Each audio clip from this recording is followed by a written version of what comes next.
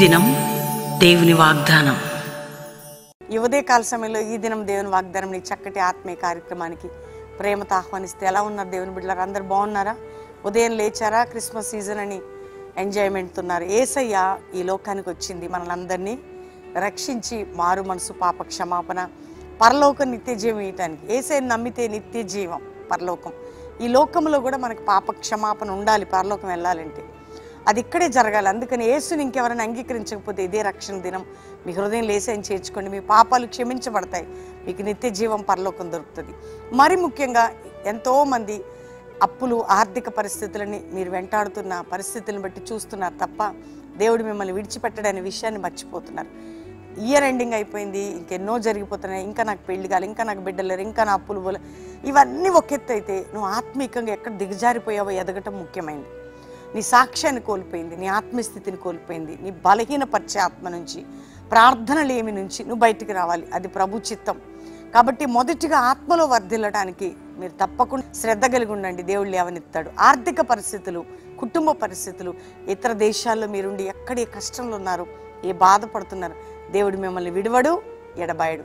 సదాకాలం మీతో ఉండే గొప్ప దేవుని మీరు కలిగి ఉన్నారు. కాబట్టి ఉదయకాలం అందరూ ఎదురు చూస్తున్నారు. దేవుడు మనతో మాట్లాడబోతున్నాడు. చదువుకుందాం. నేను చదువుతున్నాను జకర్యా గ్రంథం 10వ అధ్యాయం 8వ వచనం. నేను వారిని విమోచించి ఉన్నాను గనుక వారిని ఈల వేసి పిలిచి సమకూర్చెదను, మునుపు విస్తరించినట్లు వారు విస్తరించుదురు. నిన్ను విమోచించి ఉన్నాను, నిన్ను పిలుస్తున్నాను ఈల వేసి, నేను సమకూరుస్తాను, మునుపు విస్తరించినట్లు నువ్వు విస్తరించబడతావు.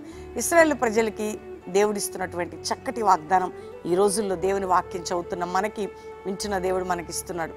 ఈరోజు నీ జీవితంలో ఏది బంధించబడిందో, విమోచన, సమకూర్పు, ఈ రెండు నీ జీవితంలో జరగబోతుంది. వింటున్నారా? విమోచించడం, సమకూర్చబడ్డం అంటే నువ్వు ఏ ఏ విషయాల్లో బంధించబడిన విమోచన, ఏదేదైతే నీకు మునుపు పోగొట్టుకున్నవని అవన్నీ సమకూర్పు, అది దేవుని వల్లనే సాధ్యమండి. అందుకని నువ్వు విస్తరించబడతావు. విమోచించి, సమకూర్చి, విస్తరింపజేసేది ఈరోజు వాగ్దానం. వింటున్నారా? నిన్ను విమోచించి, సమకూర్చి, విస్తరింపజేసేదను. కాబట్టి ధైర్యంగా ఉండు. ప్రతి విషయంలో నీకు విమోచన ఉంది, ప్రతి విషయంలో సమకూర్పు ఉంది, ప్రతి విషయంలో మునుపు ఉన్నట్లు నిన్ను ఉంచి విస్తరింప చేయబోతున్నాడు. కాబట్టి ధైర్యంగా ఉండండి. పరిస్థితులన్నీ ప్రతికూలంగా ఉన్నాయి. ఇప్పుడు మా జీవితంలో ఎన్నో వస్తున్నాయి, ఎన్నో ఉంటున్నాయి. అవన్నిటిని పట్టుకొని మేము వేలాడితే లాభం లేదు కదా. దేవుడు ఉన్నాడు. ఆయన కృప చూపే దేవుడు. ఆయన మనల్ని విమోచించే దేవుడు. మనుషుల నుండి, శత్రువు నుండి, లోకం నుండి, పాపం నుండి, శాపం నుండి, మనుషులు పెట్టే నింద నుండి ఆయనకు ఒక్కడికే శక్తి ఉంది. కాబట్టి ఉదయకాలం ధైర్యం తెచ్చుకోండి. దేవునికి ఇచ్చిన వాగ్దానాన్ని ఎత్తిపట్టి ధైర్యంగా ప్రార్థన చేయి. ఇయర్ ఎండింగ్లో ఇంకా ప్రేయర్ఫుల్గా సిద్ధపడండి. క్రిస్మస్కి, న్యూ ఇయర్కి మీ ప్రిపరేషన్ ఎట్లుండాలంటే పండగ వాతావరణం అని కాదు, కానీ పరిశుద్ధాత్మ వాతావరణంలో మీరు ముందుకు సాగాలి. కాబట్టి ధైర్యం తెచ్చుకోండి.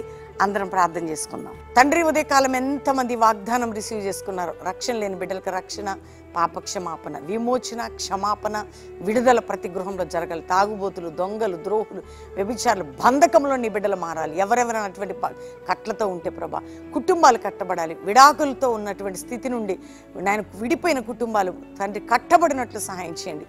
అప్పుల భారం, ఆర్థిక భారం, కోర్టు కేసు నుంచి విడుదల, మానసిక ఒత్తిడి నుంచి విడుదల, ప్రతి బంధకము నుంచి విడుదల దయచేయండి. అయ్యా, ఏ ఇల్లు అయితే పాడైందో లేవనెత్తండి, ఏ ఇల్లు పడిపోయిందో నీ ఆత్మీయంగా నిలబెట్టండి. నాయన వారి పరిస్థితులన్నీ చక్కబర్చి వారిని సమకూర్చండి. ఇతర దేశాల్లో మా ప్రియులే ఇబ్బందులు ఉన్న విడిపించి వారికి వాగ్దానం నెరవేర్చి వారి దేశంలోని వారి ప్రజలని మీరు రక్షించి వారి బిడ్డల మీద, వారి మీదనే కృప చూపండి. భారతదేశ మా క్రైస్తవ సేవకులు నాయన, అంతేగాక వారి యొక్క కుటుంబాలు, వారి బిడ్డల్ని విస్తరింపజేసి ఆశీర్వదించండి. కల్వరి మినిస్ట్రీని మీరు లేవనెత్తి అపవాది కాడిని వెర్రగొట్టి మీరు విస్తరింపచేయండి. ఇదిగో ప్రభు, ఈరోజు మ్యారేజ్ కుటుంబం దీవించబడాలి, విస్తరించబడాలి, ఆశీర్వదించబడాలి. ఈరోజు బర్త్డే బిడ్డల్ని బ్లెస్ చేస్తూ వారు గొప్పవారు కావాలి. అంతేకాక ప్రభా, ఈ ఉదయకాలం ప్రతి ఒక్కరి సమస్య, ప్రతి రోగం నుంచి విడుదల, ప్రతి శాపం నుంచి విడుదల, ప్రతి ఒత్తిడి నుంచి విడుదల నుంచి ఆయన అన్నిట్లో మీరు విడిపించి అందరి బిడ్డల్ని దీవించమని యేసు నామములో అడుగుచున్నాం తండ్రి. Amen, amen, amen. నేను నమ్ముతున్నాను దేవుని బిడ్డలారా, వాగ్దానం అందరూ లైక్ చేసి షేర్ చేయండి. మంచి కామెంట్స్ పెట్టి ప్రభుని స్తుతించండి.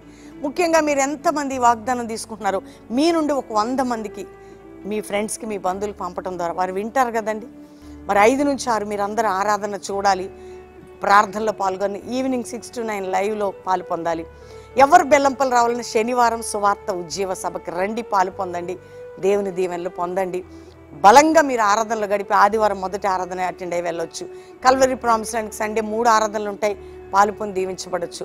క్రిస్మస్ సర్వీస్ ప్రాముఖ్యంగా డిసెంబర్ 25వ తారీఖు ఉదయం 7 నుంచి 9, బెల్లంపల్లిలో ఉదయం 7 నుంచి 9 క్రిస్మస్ ఆరాధనలు ఉంటాయి. కాబట్టి ఎక్కడి నుంచి రావాలన్నా మీరు రావచ్చు, ఇక్కడ ఉండొచ్చు. సాటర్డేనే వచ్చి సండే ఉండి క్రిస్మస్ ఆరాధన 25th చూసుకొని మీరు వెళ్ళొచ్చు. ఇక్కడ ఉండటానికి మీకు అన్ని ఫెసిలిటీస్ ఉంటాయి.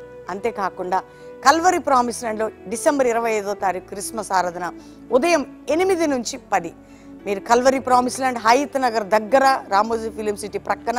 కాబట్టి ఎవరు వచ్చినా అక్కడ పాలు పొంది దేవుని దీవెనలు, ఆరాధన, దేవుని వాక్యములు విని వెళ్ళొచ్చు. కాబట్టి ఇవన్నీ గమనించండి, అందరూ ప్రార్థనలలో పాలు పొందండి. దేవుడు మిమ్మల్ని దీవించును గాక. Praise the lord.